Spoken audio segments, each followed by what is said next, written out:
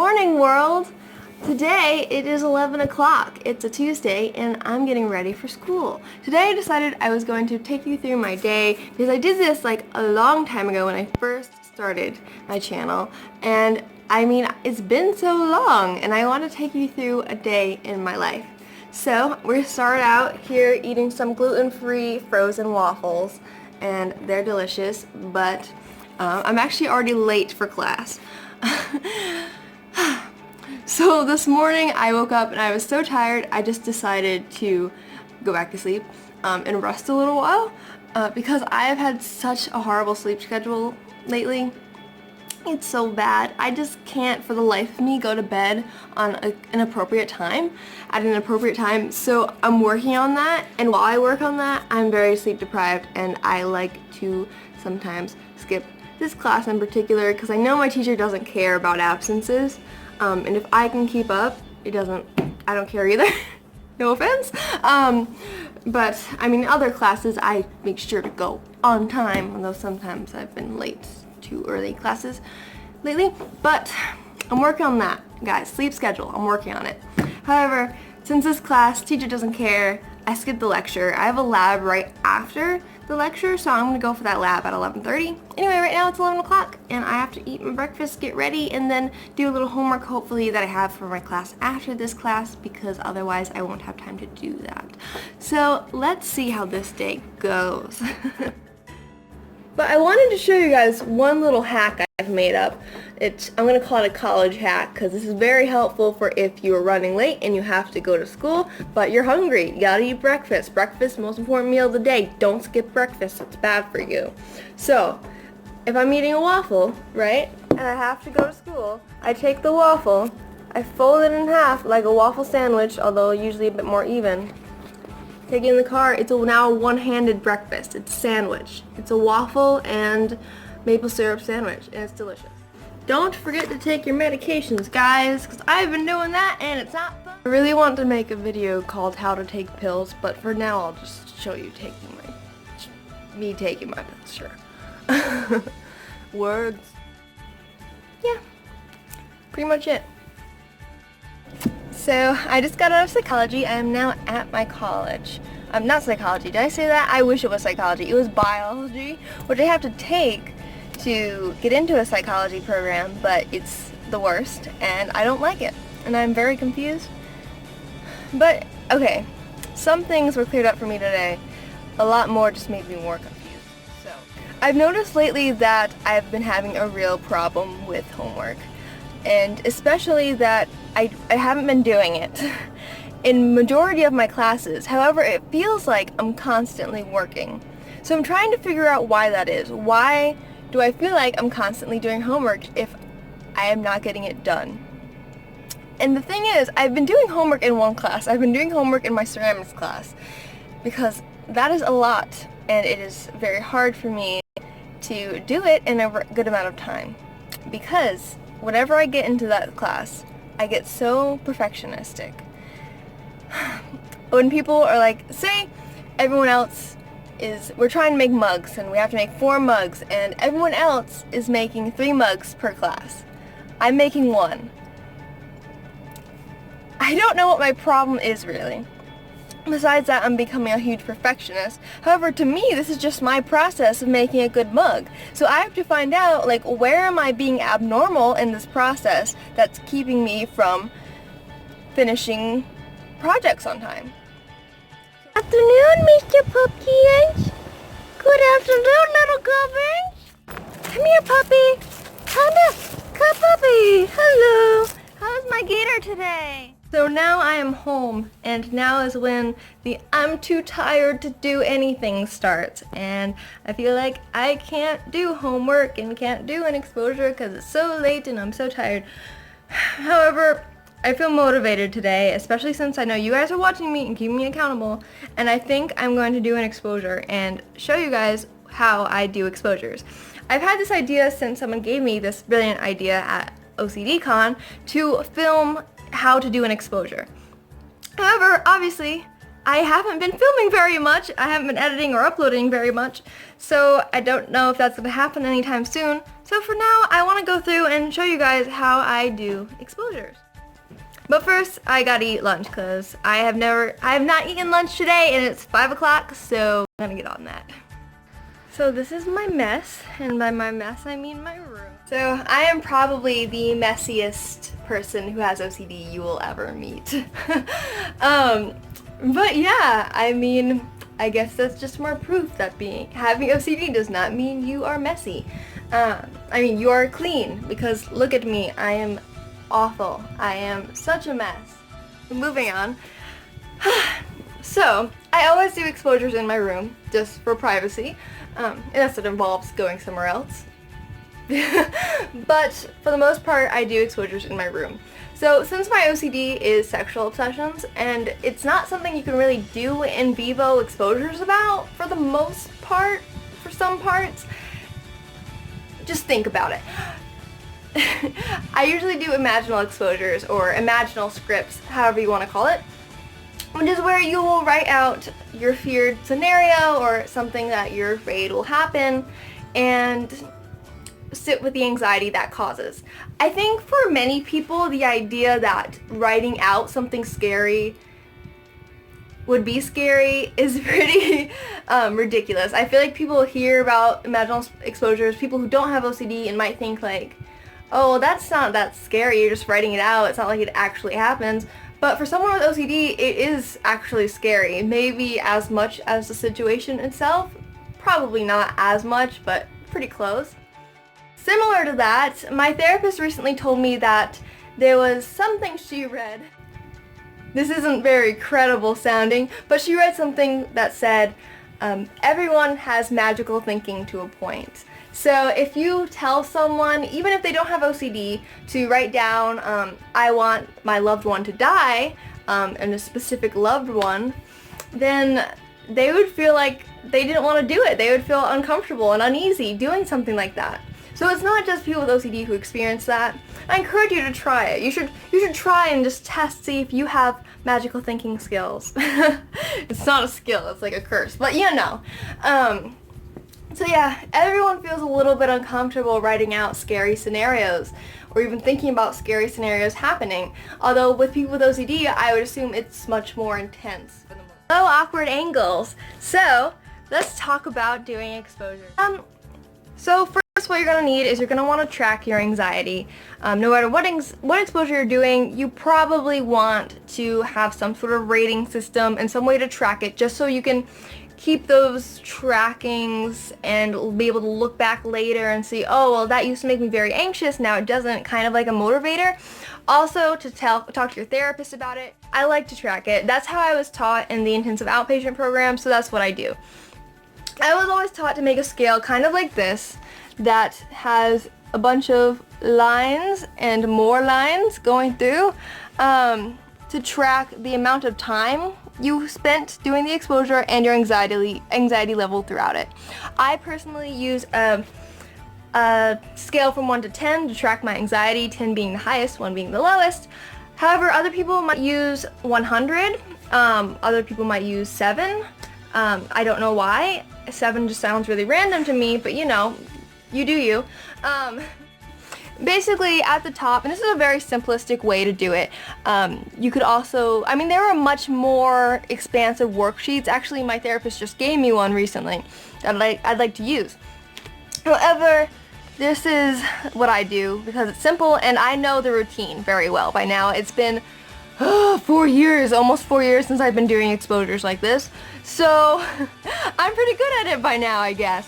So up here I write down what the exposure is, and then I sit with that exposure. So what we're gonna do for this exposure, so to explain, I'm going to write out a new version of this. Normally, with an exposure, you wouldn't be writing out the new version because you would have done it right the first time, I hope. However, I didn't do this right the first time or the second time. This is actually the second time. I was getting confused, but my therapist basically, she tells me not to write things in future or past tense when it comes to script exposures because it kind of acts as a form of avoidance. It's like, it's not happening, it's far away, and that's kind of like avoidance. So with this, I was kind of confused because it's talking about a future scenario, but it's not, but yeah, the way I was writing it was kind of like in the future, this thing will happen in the future, like future, and that's not good for exposures. So I'm going to try to write this in a way that is present tense. So basically what the script is about is me getting married and being super 100% totally triggered and it ruining my marriage. Which makes me sad, because it's something that really actually honestly worries me, and I feel like not just on an OCD standpoint, but also OCD. Because I worry, one of my biggest fears right now is not getting better. Because right now I'm going through a bit of a relapse, so I'm afraid that I will never get to a point where I can be I'm happy, but I'm worried I'm never going to get to a point where my anxiety is low. Like it was maybe when I first moved here a year ago. It was a lot lower, and my intrusive thoughts were just annoyances. Like I would just get an intrusive thought like, alright, that's cool, I'll just accept it. However, nowadays it's affecting me a lot more, and my intrusive thoughts feel a lot more intense, and I've been avoiding a lot more, and I've been noticing things that I guess I've been avoiding the whole time, and I never really realized it. So I'm trying to work on that too. And as for right now, focusing on this exposure, I'm afraid that I'll never get better, and it will affect my life in ways that terrify me. I mean, the idea that, for me, I want my marriage to be eternal. I don't want to get a divorce. So the idea that I myself ruin my marriage, that's really sad, really scary to me. And like with my professional life, the idea that I can't get the job I love and the job I want and desire because of my OCD, that makes me really sad. So, talking about this though, I'm gonna try to write this out without y'all listening in, because it's gonna probably take a little bit of the brain to do that. So, I'm gonna do that, and I'll check that. One thing I want to say is that before you start your exposure and start filling in this, you want to write your time at the top over here, or wherever you want really, and the date, just so you can keep record of that and you know how much time has passed. So what time is it? It's 7:01. 7:01. I'm feeling overwhelmed now because I feel like I haven't done anything today when I'm doing more now than I have been with the exposure. And it's 11/1/16. 11 November 1st. Hey, not November. Also, I don't know if this is really necessary, but I like to write the time increments up at the top here, just so I can mark it under there and have it kind of pre-done, because that's how I did it in the OCD program. That's how I was trained, so to speak. On to writing the script. So I started with setting the stage, so to speak, and I wrote, "It is my 1-year anniversary with my husband. Sadly, tensions have been high between us because of my OCD symptoms." And that kind of hits the nail on the head, but we're gonna go deeper than that. So, my starting time, I forgot to put it in before, but I'm probably about like a 5 or a 6, honestly. I'm kind of also nervous about sharing this with you guys. I don't know if it's really adding to the exposure as much, but I'm scared because, I don't know, some personal kind of things come up in this exposure for me, and I'm not sure yet if I want to write them in and be very transparent with you or keep them to myself. So after you set the stage, really, you get into the weird scenario of what could happen in this situation that you just set up. And then I like to, it's different for everyone's OCD, alright? Or everyone's anxiety, because this is going to be done with anxiety too, or social anxiety. All sorts of anxiety disorders can be helped by this method. For me personally though, I like to write about the thoughts I'm thinking within that situation. So it's like, this thing is happening to me and I feel scared. It kind of makes it more real, I guess. It's kind of putting myself in the mind of this me in this universe where this is happening to me. Just reading it over, I actually just filmed this, but I decided to delete that take and redo it. But reading it over to you guys was very hard. I guess it wasn't as hard as I expected it to be, but it was pretty hard. Reading it over right now, or just a take ago, reading over, I was about a 6 or 7 anxiety level. So I marked that down, and it's been about 30 minutes, 25 minutes since I started the exposure. So I'm gonna keep going until hopefully I habituate or I just run out of time. Anyway, so I just wrote the main chunk of my exposure, and now what I want to do is to round it out. Kind of just finish it, make it feel finished. End scene, end cut, you know, and my pen totally just fell out of my hand, if you caught that. I'm going to write my end now, and then I'm going to read it to you guys for the second time, technically, although you didn't hear the first time. It's kind of hard for me to do this video right now because being in an exposure kind of means I'm just in the exposure feeling the feelings, and now I'm trying to feel the feelings and also explain them, and I'm not very good at explaining my feelings off the top of my head. But I just feel anxious. Can I just say that? I feel anxious, and that means I'm doing the exposure right. So yeah, and hopefully, I mean, this OCD gets better from doing the exposures, but maybe it won't. I don't know. I have to accept that there's uncertainty there, and by me saying I hope it gets better is a compulsion for this specific exposure, especially because the exposure is about me not getting better, so maybe I won't get better. And that's necessary to say when you have OCD. It's necessary to accept that your fears might happen. If you don't accept your fears, I mean, if you're still doing compulsions, still ritualizing, asking for reassurance, ruminating, you're not going to get better. It's really important that people who do exposure therapy develop an exposure lifestyle of sorts where they do exposure in every circumstance they can, and they don't choose to ritualize if they can help it. Because if you ritualize, you're just maintaining the OCD, and it doesn't really matter how many exposures you do like this, where you sit down for 30 minutes and do something that makes you anxious. It doesn't matter how many of those you do if you're still ritualizing outside of that. These exposures, like imaginal exposures, are kind of a very controlled way to expose. Okay?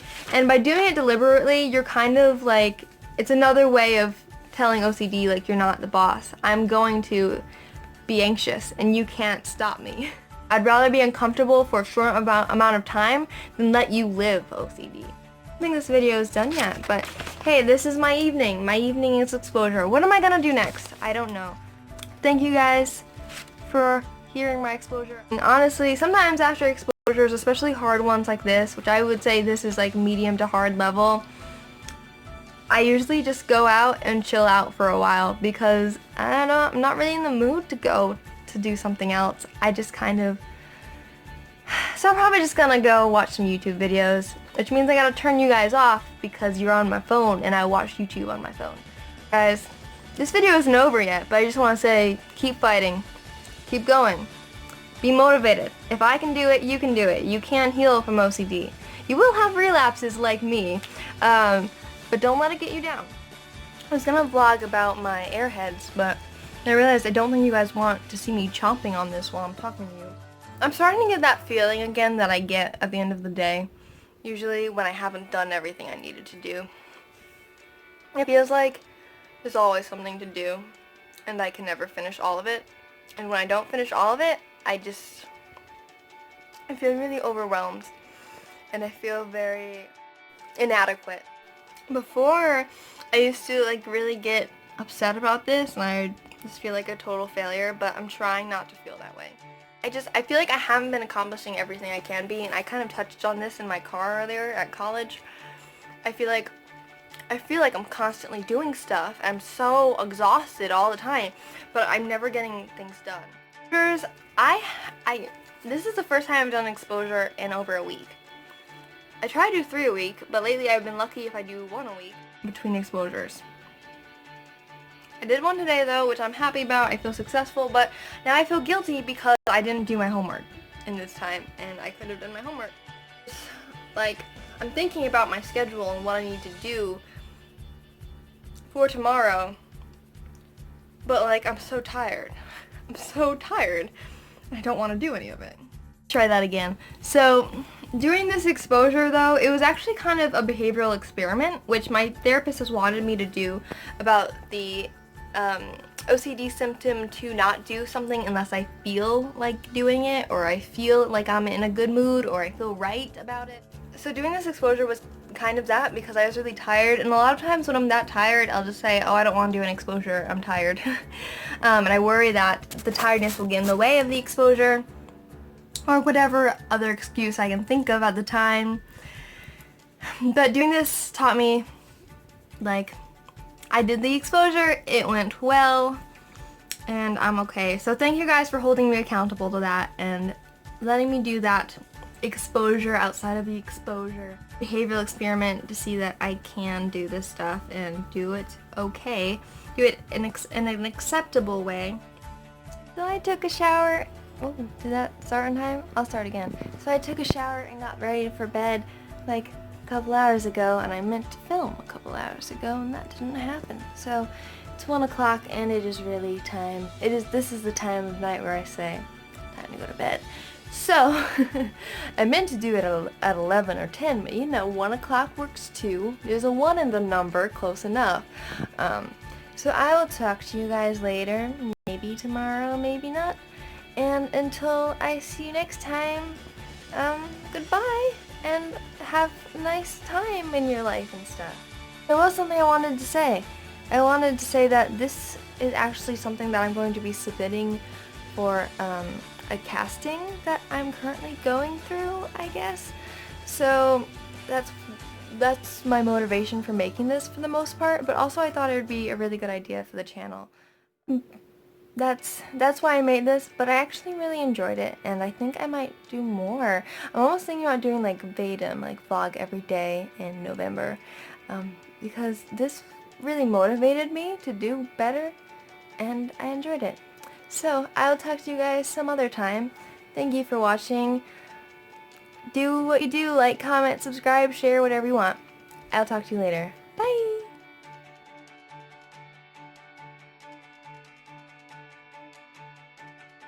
And I am aware that for most of this video I've been looking at the screen and not the camera, and I apologize for that. I have to like cover myself. And yeah, I am in a unicorn onesie. That's my new thing, unicorn onesie.